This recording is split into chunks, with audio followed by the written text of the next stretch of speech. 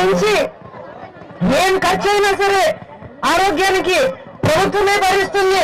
Aarogyasri card మనం ఉత్త ఆంధ్ర రాష్ట్రంలో కాదు, కర్ణాటకకు పో, తమిళనాడుకు పో, మహారాష్ట్రకు పో, అంటే బెంగళూరులో చూపించుకో, మెడ్రాస్ లో చూపించుకో, ముంబైలో చూపించుకో, ఎక్కడ చూపించుకున్నా మనకు 1000 రూపాయల పైన ఏం ఖర్చు అయినా ప్రభుత్వమే భరిస్తుంది ఆరోగ్యశ్రీ కింద. నాలుగోది మనం అనుకున్నాం, ఆడవాళ్లకు కొంచెం ఆర్థిక స్వాతంత్రం. మనం ప్రతిదానికి ఇంకొకరిని డబ్బులు అడగకుండా మనకు మన స్వాతంత్రం ఉంటే బాగుంటుంది అనుకుంటాం కదా, అవునా కదమ్మా? డ్వాక్రా వాళ్ళందరూ మనం అదే కదా అనుకుంటేది. అందుకనే కదా మనం పొదుపు సంఘాల్లో చేరేది. రవణ మొత్తం ఎక్స్ప్లెయిన్ చేసినాడు, మీకు రుణాలు మాఫీ చేస్తానన్నాడు. మాఫీ చేసినాడా? మాఫీ చేసినాడా? మాఫీ చేయలే. దాని మీద వడ్డీలు పెరిగిపోయినాయి. 14 నుండి వడ్డీ రూపాయి పెట్టాలి. ఆ వడ్డీలన్నీ పెరిగి ఇప్పుడు అన్ని పెరిగిపోయినాయి, వడ్డీలు పెరిగినాయి. జగన్ ఏం చెప్పినాడు, ఎన్నికల రోజుకు అంటే ఏప్రిల్ 11వ తారీఖు పొదుపు సంఘాల రుణాలన్నీ ఎంతైతే ఉంటాయో వాటన్నింటినీ 4 దఫాలలో మొత్తము మాఫీ చేస్తామన్నారు. జగనన్న మాట ఇస్తే నమ్మచ్చా మనము? జగనన్న మాట ఇస్తే నమ్మచ్చా? చంద్రబాబు మాట నమ్మచ్చా? నమ్మకూడదు, నమ్మలేము.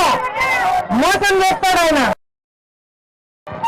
రవణ నాకు వచ్చి చెప్పినాడు, నేను వీడికి వచ్చినప్పుడు, అమ్మ అందరికీ చెప్పండి, మనకు ఆపోజిట్ గా ఉండే వాళ్ళు చెప్తున్నాడు, జగన్ సార్ పులివెందులకు ఎక్కువ రావడం లేదని అని అన్నారు. నేను ఆయన చెప్తే నేను మనసులో అనుకున్నా, పులివెందులకు కాదు, జగన్ సార్ ఇంటికి కూడా ఎక్కువ రావడంలా. ఎందుకు? ప్రజల మధ్యలో ఉన్నారు కాబట్టి. పులివెందులకే కాదు, మా ఇంటికి కూడా రావడంలో ఎక్కువ జగనన్న. ఎందుకంటే ప్రజల మధ్యలోనే ఉన్నాడు. 14 నెలలు పాదయాత్ర చేసినాడు. 14 నెలలు పాదయాత్ర చేసినాడు జగనన్న, ఇంటికి రాకుండా. ఒక మనిషికి సాధ్యమయ్యేది కాదు. గత 9.5 సంవత్సరాలుగా ఈ కష్టం లేదనకుండా కష్టం చేసినారు. 16 నెలలు జైల్లో పెట్టినారు. 14 నెలలు పాదయాత్ర చేసినారు. ఓదార్పు యాత్ర వారాలు నెలలు తరబడి చేసినారు జగనన్న. 9.5 సంవత్సరాలుగా అంత కష్టపెట్టినారు. జగనన్న కూడా ప్రజల కోసం అంతే కష్టపడినాడు. ఎక్కడే కానీ రాజీ పడలేదు. ఎక్కడే కానీ ఎంతో భయపెట్టడానికి ప్రయత్నం చేసినారు. నీకు అది చేస్తాం, నిన్ను మంత్రి సోనియా గాంధీ చెప్పినారు, నిన్ను మంత్రి చేస్తాం, ముఖ్యమంత్రిని చేస్తాం, ఇవన్నీ వద్దనుకున్నారు జగనన్న. ప్రజలే కావాలి, నేను ఇచ్చిన మాట కావాలని మాట కోసం ఎన్ని కష్టాలు పడినాడు. మనమంతా మన ఊళ్ళో మన ఊరు మనిషి జగనన్న. మనమంతా జగనన్నకు నిలబడి కాలు గుర్తుకు ఓటేసి అన్నవాళ్ళు చెప్తున్నారు, మనం వేసే ప్రతి ఓటు రాష్ట్రానికి మనం చేసే మేలు.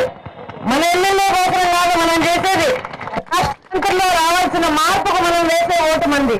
కాలు గుర్తుకు ఓటేసి జగనన్నను అవినాష్ అన్నను గెలిపించాలని మిమ్మల్ని అందరినీ ప్రార్థించి వేడుకుంటాం.